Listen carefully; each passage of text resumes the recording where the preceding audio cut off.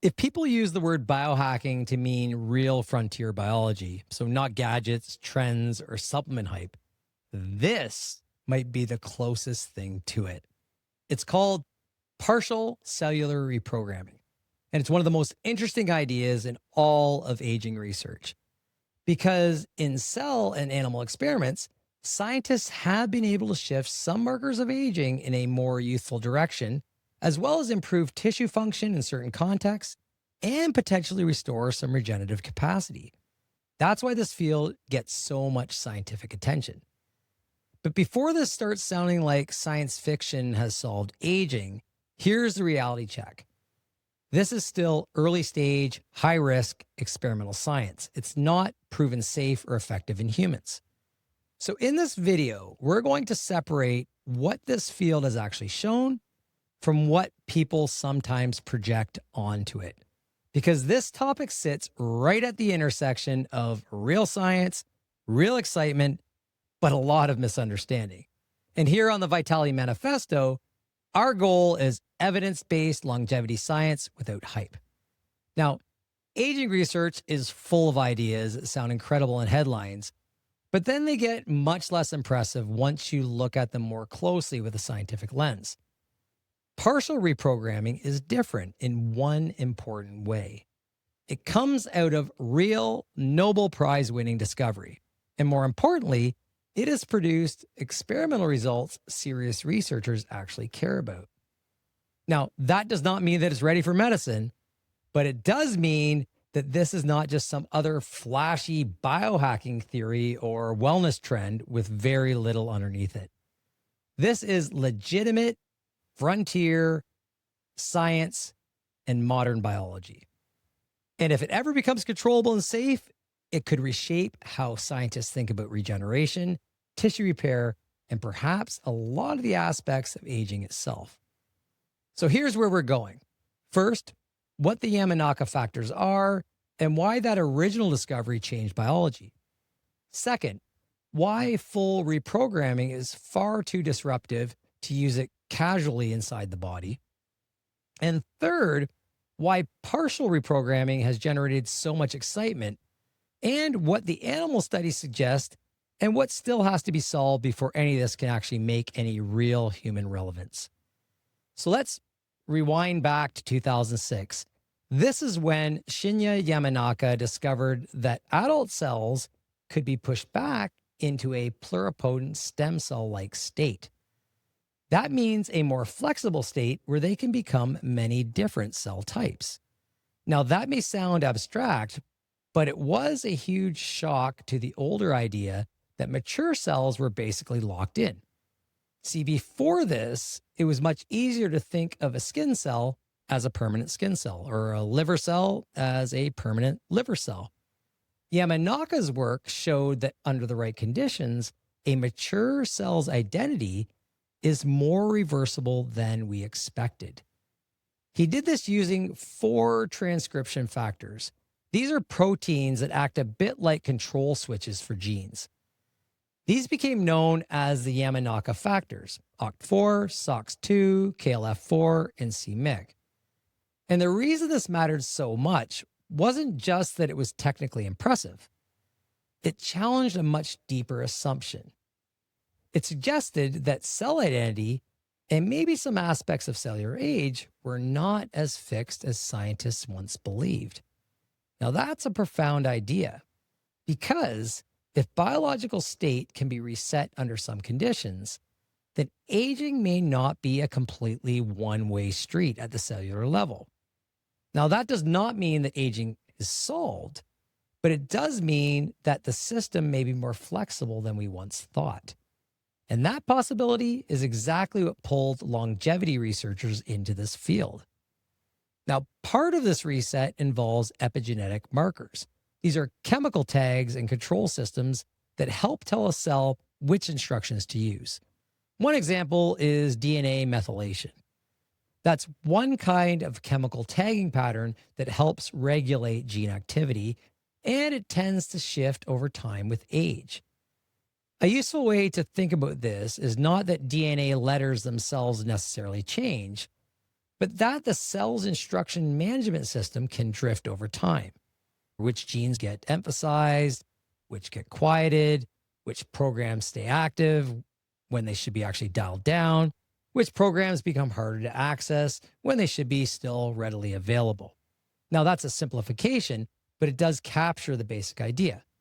So when researchers talk about reprogramming, part of what makes it exciting is the possibility that some of this regulatory drift might be partially reversible. That original discovery was so foundational that Yamanaka later received the Nobel Prize in Physiology or Medicine. And here's the central insight you want to keep in mind. The biological systems that help define a cell's identity and age may be more adjustable than scientists once thought. That's the spark. That's where the excitement starts. But it's also where the main danger begins. Because if you fully activate these factors, you don't just make a cell younger, you completely erase its identity. So a skin cell can stop functioning like a skin cell and become something much closer to, say, a stem cell. In other words, it can lose the specialized features that make it useful in its original tissue. And that's a trade-off. The more completely you reset the cell, the more you risk wiping away the very identity that makes the tissue work. In a lab, under controlled conditions, that can be incredibly useful because it opens the door to making induced pluripotent stem cells, which have enormous value for regenerative medicine and research. But inside a living body, that same loss of identity can become dangerous real fast. Because once you destabilize normal cellular identity, you open the door for uncontrolled growth, tumor formation, and tissue disorganization. So full reprogramming is not the anti-aging play here. That's important because a lot of people hear reprogramming and assume that the whole point is a total reset. It isn't. In fact, full reset is exactly what makes it too risky in live subjects. And that leads to the more interesting question. What if you don't go all the way? What if you activate these factors only transiently or maybe intermittently? So not long enough to erase cell identity, just long enough to shift some molecular features toward a more youthful state. That's the idea behind partial cellular reprogramming. And this is a distinction that makes the whole field interesting. The goal is not to turn a liver cell into a stem cell. The goal is to keep it a liver cell while restoring more youthful patterns of gene regulation. Basically, the system that controls which genes are turned up, turned down, or kept off. So you can think of it like this. Full reprogramming says, hey, wipe the whole system out and start over. Partial reprogramming says, keep the system intact, but try to clean up some of the age-related drift. That's not really a perfect analogy, but it does help explain why scientists find this so compelling. Because if this can be done safely, you're no longer talking about a narrow intervention that tweaks one small pathway. You may be talking about a way to influence the cellular state much more broadly. And that is a very, very different category of possibility. So the promise is not make stem cells everywhere. It's preserve the cell, but refresh part of its aging-related state. That idea alone is enough to explain why this field gets so much attention. Most aging interventions, at least in theory, focus on one mechanism at a time, one pathway, one molecule, one process. But partial reprogramming is attractive because it may be able to shift multiple aspects of cellular function all at once. Now, whether that can be controlled safely is the whole question, but that's why people are paying attention. This is where things get really exciting, and it's also where precision matters most. So in mouse experiments, partial reprogramming has been associated with reduced epigenetic age markers, molecular patterns that often track with biological aging. And along with that, they've seen improved tissue repair and restored function in some organs. Now, when people hear that, the temptation is to jump immediately to this, well, so this reverses aging. That's a little bit too strong. A better way to say this is in some experimental systems, researchers have seen signals consistent with a shift toward a more youthful cellular state. That's a big deal, but it's a much more accurate way to understand what the data really mean. One widely discussed study used in gene therapy, they delivered 3 Yamanaka factors, leaving out c-MYC, to very, very old mice. And in that specific experimental context, researchers reported improvements in frailty markers, better tissue function, and extended remaining lifespan.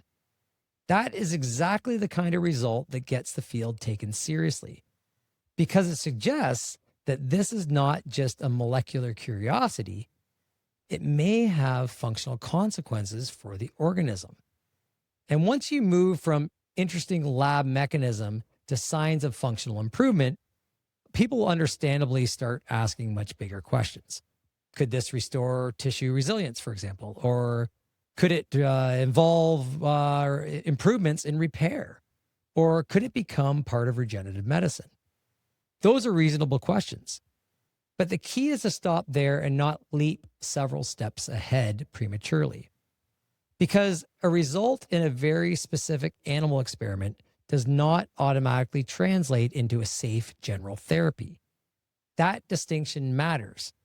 Not because the data is interesting, but because biology gets much harder as you move from a controlled model to a real human clinical context. So the right response here is not hype. It's serious interest plus serious restraint. That's the posture this whole topic deserves. So here's the myth. Scientists have figured out how to reverse aging in humans. And here's the reality. Researchers have produced intriguing rejuvenation-related effects in cells and animal models, but the path from that to human medicine is still unresolved. That is a much more useful boundary. Not because it's a buzzkill or kills the excitement, but because it puts the excitement in the right place. One of the most famous examples in this field involved damaged optic nerves in mice. Researchers induced partial reprogramming in retinal ganglion cells. These are important nerve cells in the eye.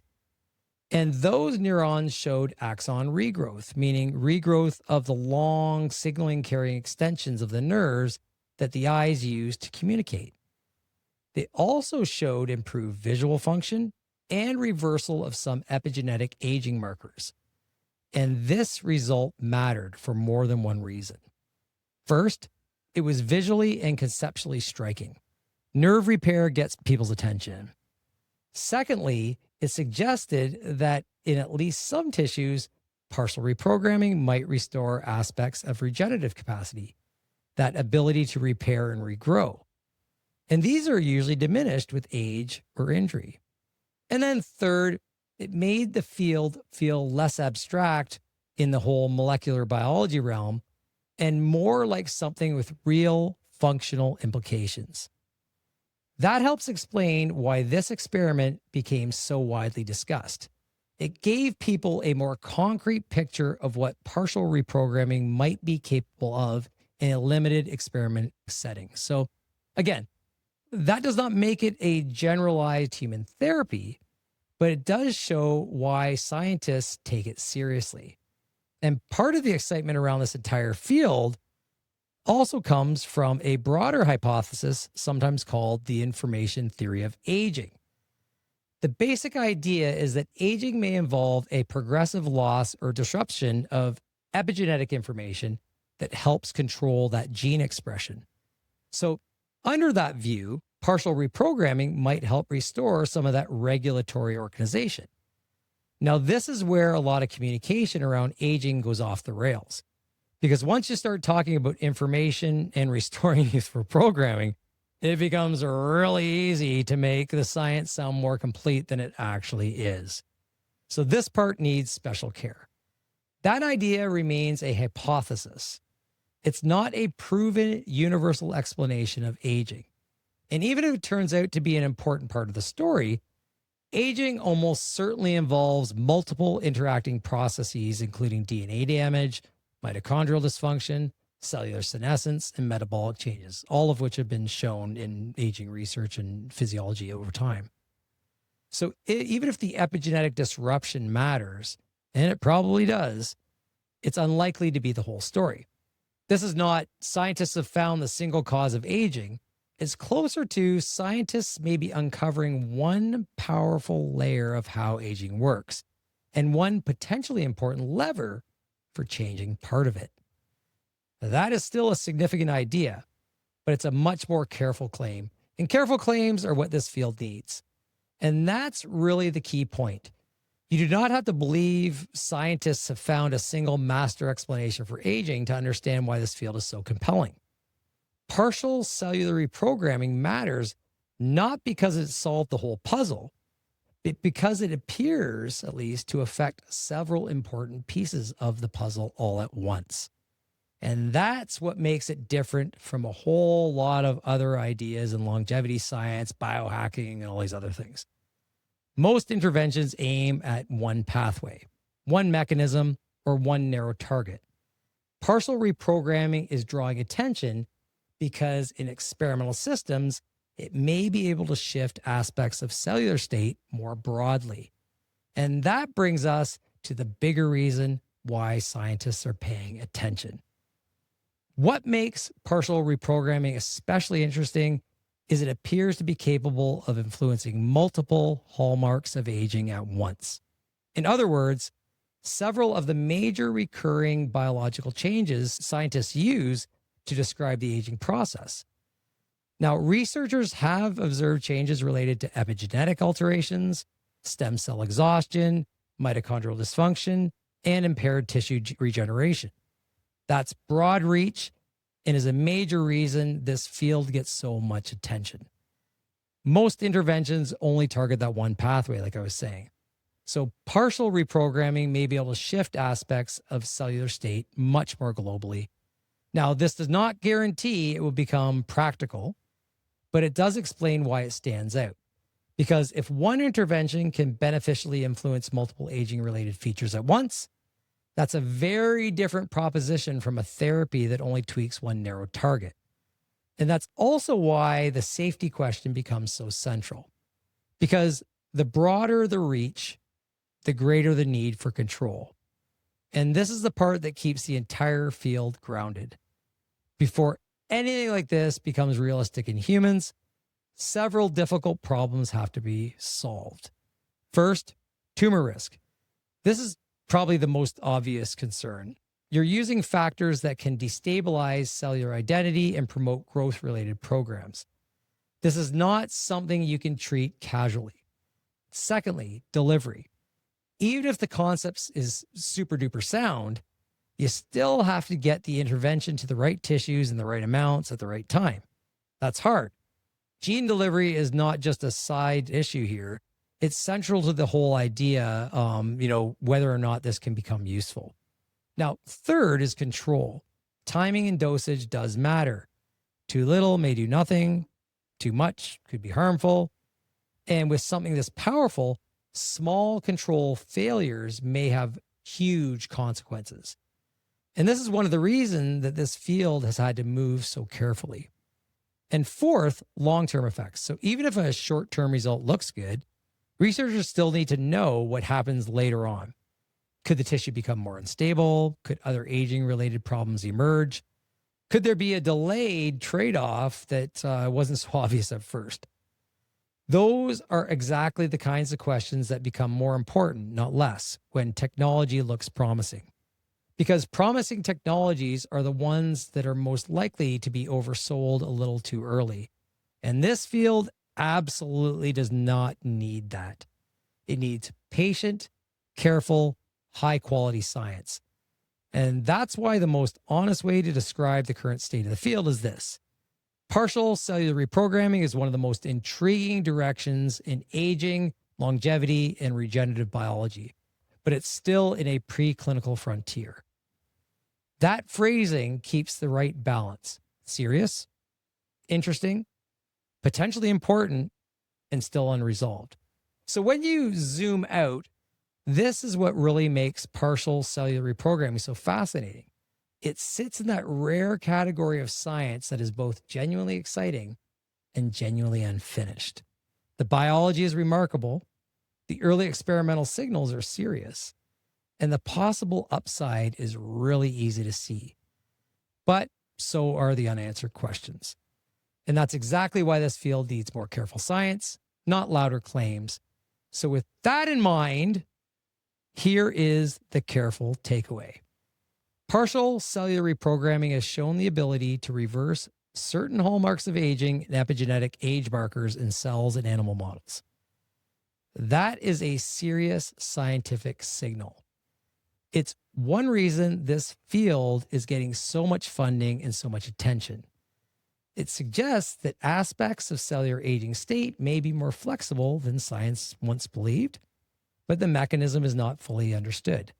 The risks are substantial, and translation to human remains relatively uncertain. So this is not a miracle therapy at this time. It's not a proven anti-aging treatment, and it's not something to confuse with science fiction headlines or DIY self-experimentation culture. What it is one of the most intriguing and potentially important directions in modern aging research. And it's exactly the kind of topic where clear thinking matters.